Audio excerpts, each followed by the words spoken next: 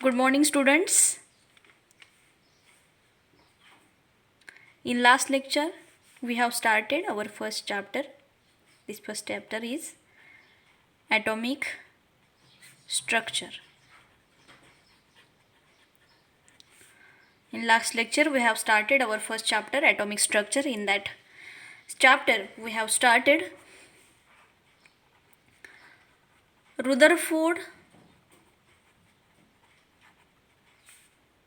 Rutherford's model of an atom.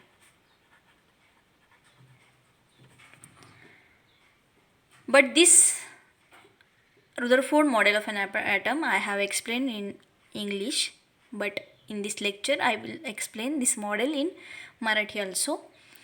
So आपण इथं बघूयात आता की रुदरफोर्ड मॉडेल काय आहे आणि कसं आहे. आपण मागच्या लेक्चरला थॉम्सन ॲटॉमिक मॉडेल पण बघितलेलं आहे. थॉम्सन ॲटॉमिक मॉडेल त्यालाच आपण प्लम पुडिंग मॉडेल असंही म्हणतो. आणि त्यामध्ये आपण काय बघितलं, थॉम्सन ॲटॉमिक मॉडेलमध्ये काय बघितलं आपण, तर काय आहे, एक ॲटम आहे.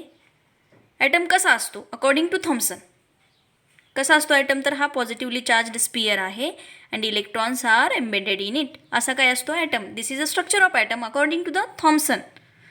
अँड दिस रेडियस, जी रेडियस आहे या स्पियरची ती किती असते, तर 10⁻⁻10 मीटर.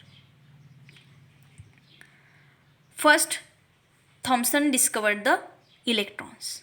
म्हणजे काय केलं, इलेक्ट्रॉनचा जो काही डिस्कवरी जी केलेली आहे ती पहिल्यांदा कुणी केली आहे, तर Thomson. According to Thomson he has explained his model. In that model he has concluded this is the positively charged sphere and electrons are embedded in it. जर असा ॲटम असेल तर according to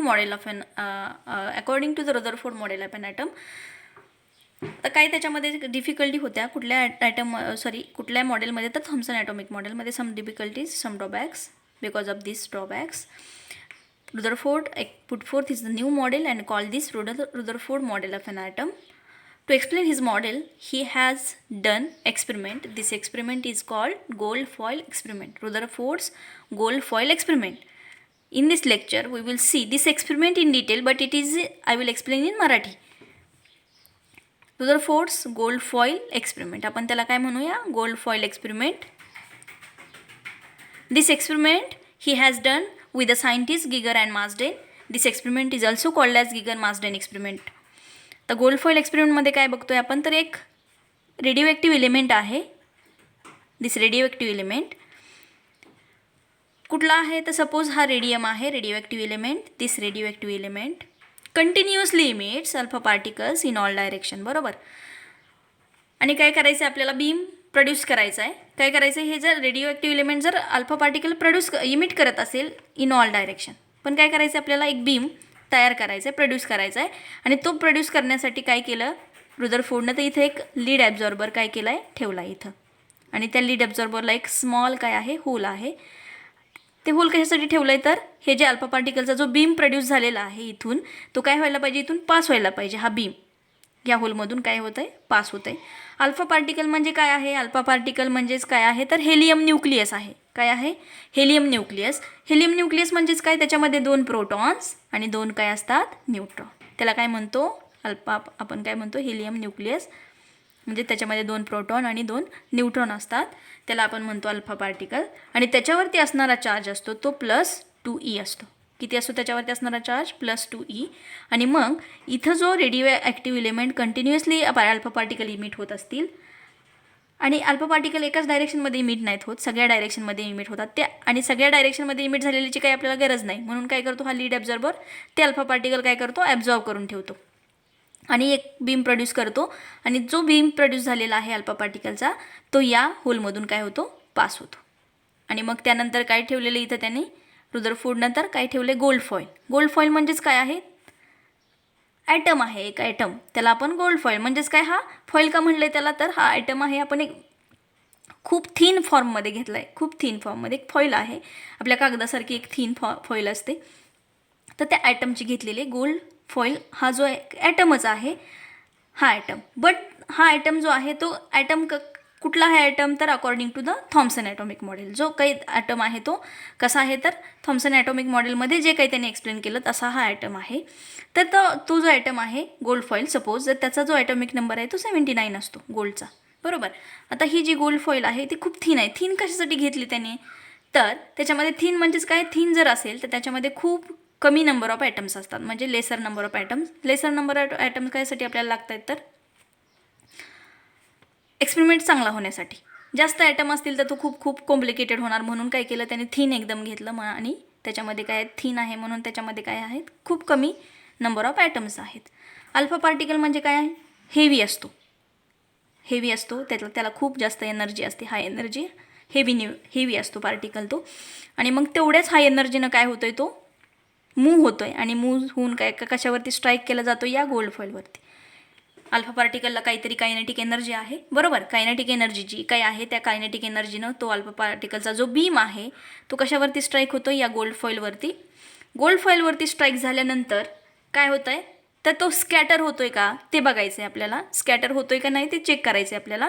पण जर म्हणजे थॉम्सन ॲटॉमिक मॉडेलचा हा जो ॲटम आहे तो असा आहे, बरोबर. आणि जर असा ॲटम असेल तर जे काही आपण अल्फा पार्टिकल याच्यावरती स्ट्राईक करू तर त्याच्या सगळे काय होतील? बाउन्स बॅक होतील. म्हणजेच काय होतील? त्याच्यावरती आदळून परत माघारी येतील का?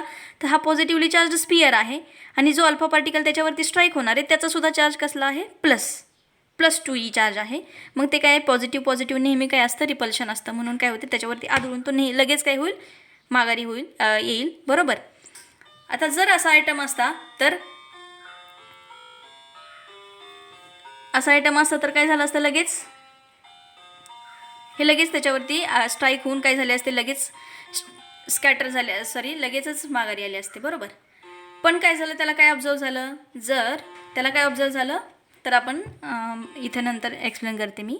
पण आता यानंतर त्याने काय केलं होतं? इथे काय बसवली होती? स्क्रीन. जी स्क्रीन आहे ती सर्क्युलर स्क्रीन आहे अशी सपोज आपण जरी कन्सिडर केली तरी चालेल. ही जी स्क्रीन आहे ती काय आहे? सर्क्युलर स्क्रीन होती, बरोबर. आणि ही जी सर्क्युलर स्क्रीन आहे ती झिंक सल्फाईडपासून बनवलेली आहे. Zinc sulphide. आता ही कशासाठी आपण इथं यूज केलेली आहे? म्हणजे रुदरफोर्डनं आपण नाही केलं. रुदरफोर्डनं कशासाठी यूज केली? तर ज्यावेळेस हे जे अल्फा पार्टिकल आहे याच्यावरती हिट होतील. कशावरती? ह्या स्क्रीनवरती. कधी हिट होणार आहेत? हे याच्यातून स्ट्राईक झाल्यानंतर ते स्कॅटर होतील. काय होतील हे बघायचे आपल्याला आधी, हे काय होणार आहेत. पण ही झिंक सल्फाईड स्क्रीन कशासाठी यूज केली ते आपण बघतोय. तर झिंक सल्फाईडवरती ज्यावेळेस अल्फा पार्टिकल्स हिट होतील, हिट झाली की काय होती? ही स्क्रीन आहे फ्लोरोसंट स्क्रीन असते. ती स्क्रीन आहे ती काय होते? फ्लॅश होते. ज्यावेळेस त्याच्यावरती अल्फा पार्टिकल हिट होतो ती जी स्क्रीन आहे ती फ्लॅश होते. फ्लॅश झाल्यानंतर आपल्याला जाणवतं आणि मग काय होतं? फ्लॅश झाली म्हणजेच काय झालं आहे? तिथं अल्फा पार्टिकल हिट झाला आहे. आणि मग इथं एक डिटेक्टर असतो. तो डिटेक्टर काय करतो? तर ते अल्फा पार्टिकल डिटेक्ट करतो.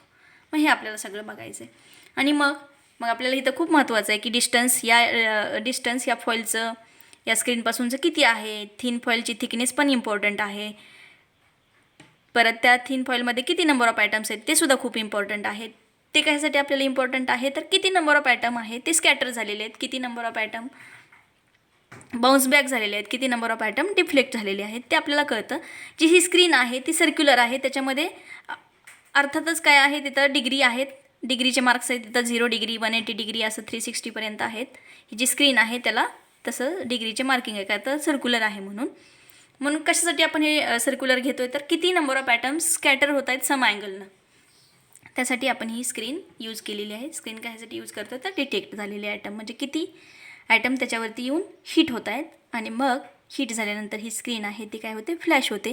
आणि मग फ्लॅश झाल्यानंतर आपण जे काही ॲटम अल्फा पार्टिकल काय करतो? डिटेक्ट करतो या डिटेक्टरने. मग आता आपण बघूयात.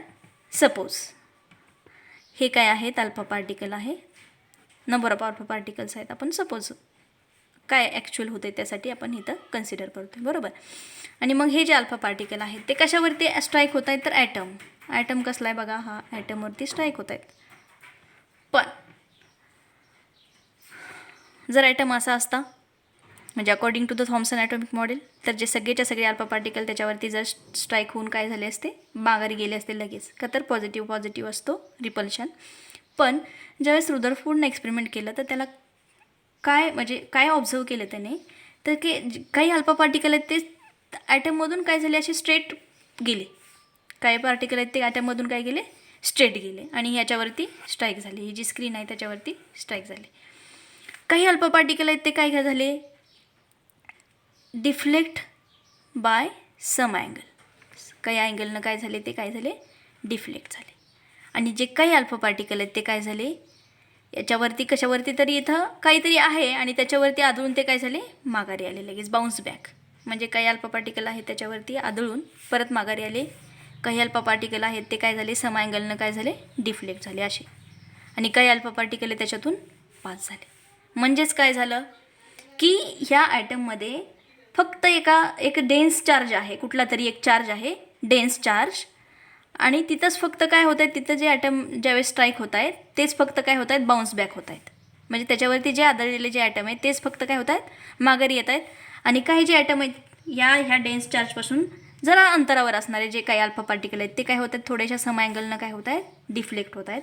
आणि नंतरचे जे अल्फा पार्टिकल की जे या पॉझिटिव्ह जो काही हा डेन्स चार्ज आहे त्याच्यापासून काय आहेत, लांब अंतरावर आहेत, म्हणून ते काय झाले, विदाऊट एनी डिफ्लेक्शन स्ट्रेट गेले.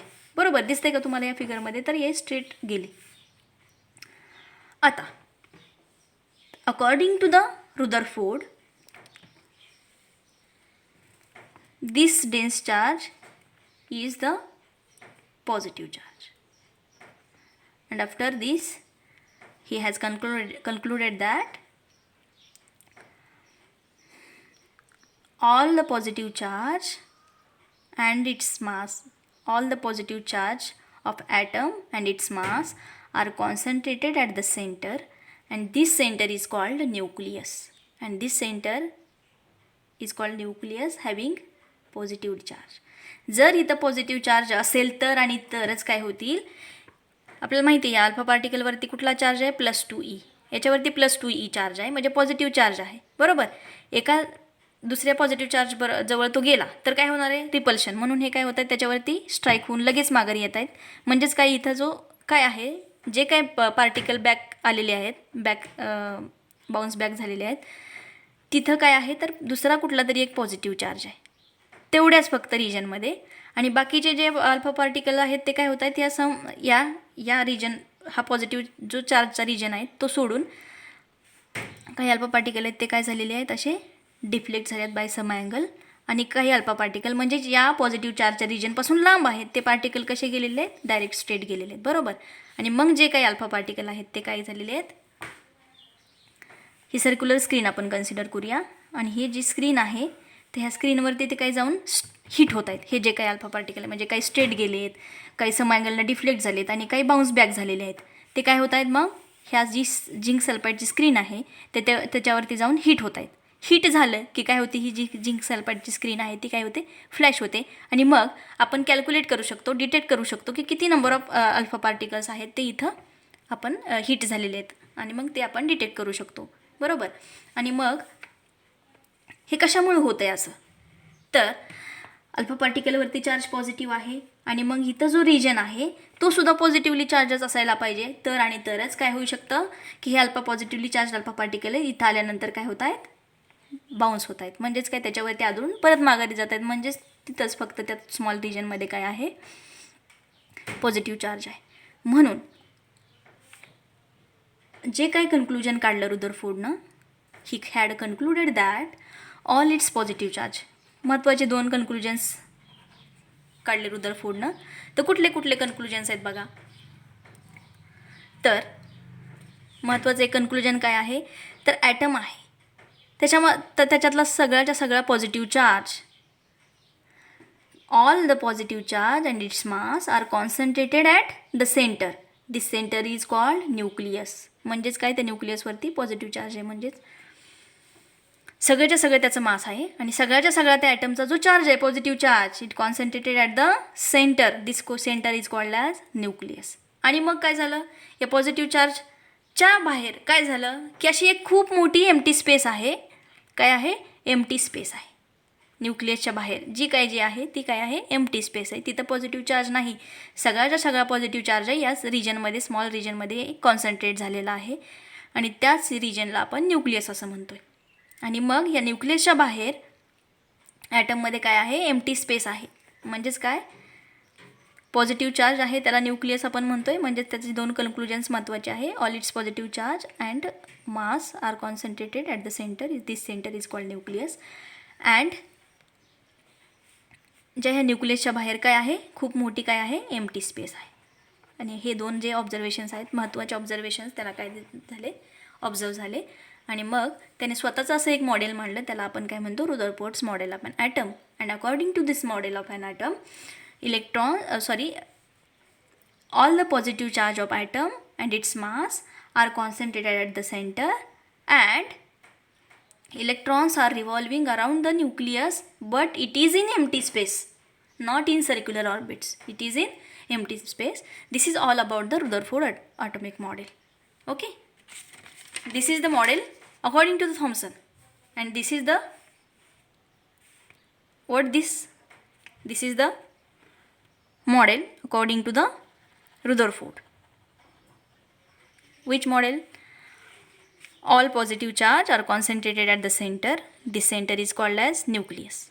And all electrons are revolving around this empty space. ही काय आहे, सगळी empty space आहे. ते जे मॉडेल आहे त्याला